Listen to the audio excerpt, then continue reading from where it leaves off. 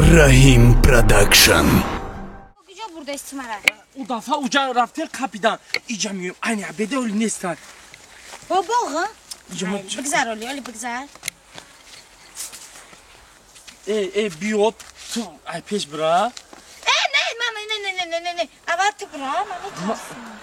اختو میگذاشت پیش کو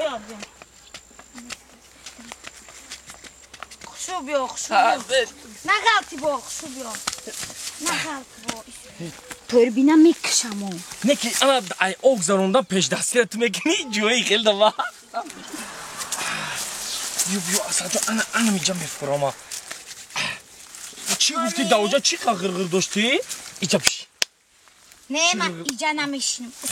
خبش مالک جوی دم خلطه بشی چی قرقر داشتی ناو؟ فقط جوی همی خیلی میاری گفتی چی گفتی؟ فقط نم خیلی جا میاری او کامبوردی باقی کشون اونا او سایرا علکش همه را بزی کرد آخه برای نوای من هم خیلی جوی خلوت میارم که ترا نبینن اون سایرا علکش دیدی نیمی قشلا قوزه که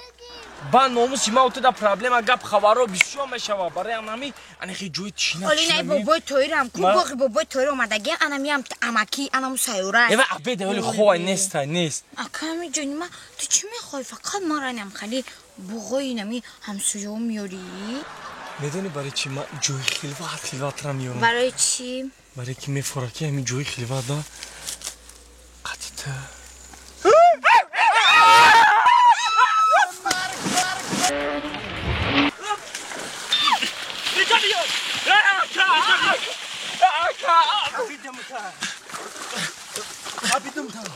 خرجان تو دایجا چیکار کرده بودی؟ هیچ نه که تو قطعی عروسون بوده اشتاقی بوده ولی میدونی که قطعی همی دخته شرمنده نکنم همین میدونی چی؟ اکا جول دا کلیسه چی دا کره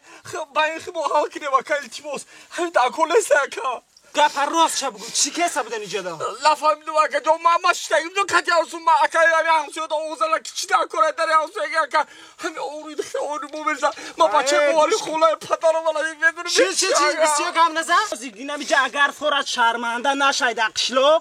قطعی نمی دخته دایجا چی مقصد داشتی مقصد هم ادا میگوی تسکو قطعی هم دخته با چی مقصد اشتاقی مولا بگم اکا ما مقصد اشتا موکا گپی بزرگو را گرفتم اکا اشتا بودو چی میگم بزرگو؟ بزرگو گفت کو با ماشینی ماه شوی با عروسینی پدر شوی پدرش نخواستو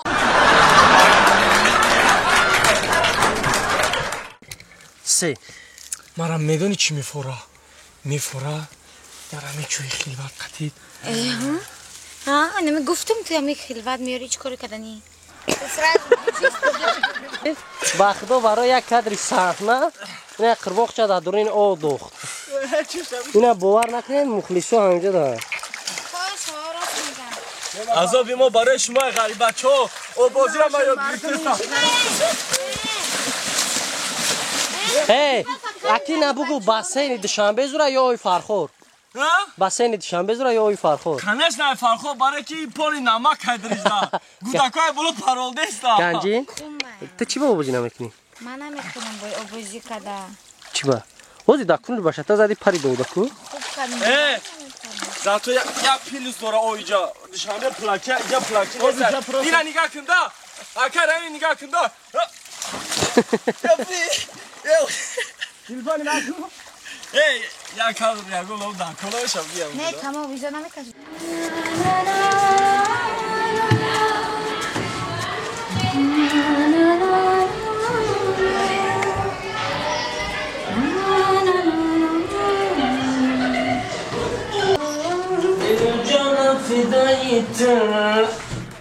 دل جانم فدای تو رئیس جون نه جون بگو بس میدرو میبینم عیب میشه خیلی معلم ده همین در بزیر نگاه نکن حالی با معلم کارو چیه یکم از من نپرسی شما رو نپرسیده نه که امروز رئیس جان بدونن که بایا میبیان ای خارجی هم آدمو میبیان مهمونا میبیان برای مکا اولی هم برای نگاه دارن یک که گفتن نمیشم که بدون عیب میمون پیمون برای ما دیگه نیمتیلیز نه اساس ده برای ما تو باشو جون برای ما تا عزیزی خونک گفته استم این نصیب یک خونک بگیریم تمام اصل جان های تو بم برو یکم کس میگه خوش ما گفتم یکم کس میگه گفتم میم برم دکت بوز آب برو هزار کپ خبرو خیلی اینجا را توزه کدم تو میمونه اومده است لبه رئیس مهمانه آمده آمده استن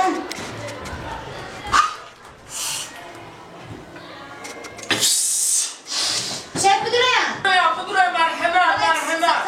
بیا بگذارم گنجین جون لبه رئیس جان اصحال جو بایی سه بزا سه تا کافه بیارو مدره چیزی تاق بیار خوب شده است رئیس جان اینجگر تقریبا رئیس جون دو بز اوما ترجمانو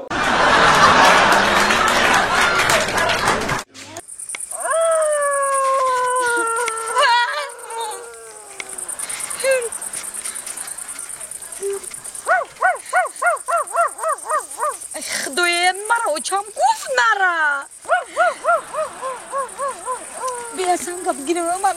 میدونم که همین سنگا میگیری زسا هم مرا چم گفت بود که نرا بیشه خونه دا پگه سهر میره خدای همین قشلوق چی با اومدم ما باید ماشین نشیشتم به این صاف خدا زده مرا داریدم اینجا فروورده اوی زیه بایوش خدای خدای اگه آدمی زنده باشه همینجا با پایان قورستانه ای دل میکفم ای دل خدا جانم یکم میترسم هم بیبی جانم گفت یکان دو یاد بگی بخونه دخته بخون یکان جدا در کار میشود طوری که نمیترسی دو میخونی میگذاری میره ما توقع میکفم یکان کس نیست دیجا خدای من چخه میرفته باشم تو همه رو شدی را خطه السلام اکا جان اکا جان بیا انا اودام خدا چونو مرا دیم السلام علیکم السلام نغزه دختره نغزه اکا جان شما سازه تو دیگه چی کن میکنی؟ اکا جان یه ماشین کتی آمدم تو همیجا را آوردکم فرو وردکم گفت او سو شخدت بره رحمانده ای؟ ترسیده استم او اکا گجا باید برای؟ ما باید اونمو روشنی برم خونه بیبی کلامو قشلاقی پایان ما برم تو نزید نیسته؟ اکا جان اگر شما مرا برین تو همون روشنی را کو بهترین میشوه آوازی گرگ آوازی ساز هیچ گپ نیست من شما را تا همونجا را میبرم ما دبر شما نترسه رفته به تو غمی دلم آخر با کی گویم به تو ماهی روان عشقم زکی جویم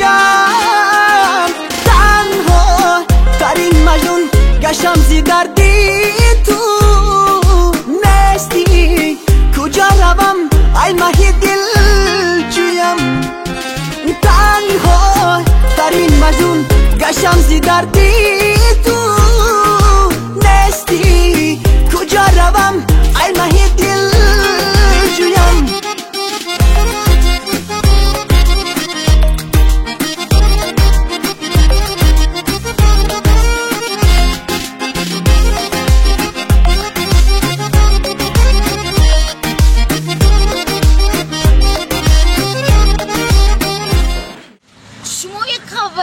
شوخ بوده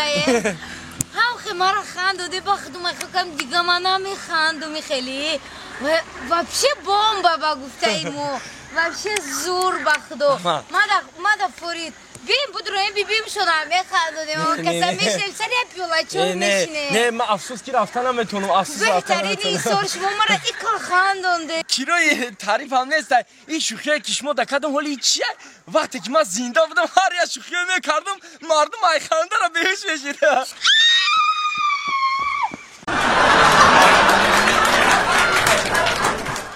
جان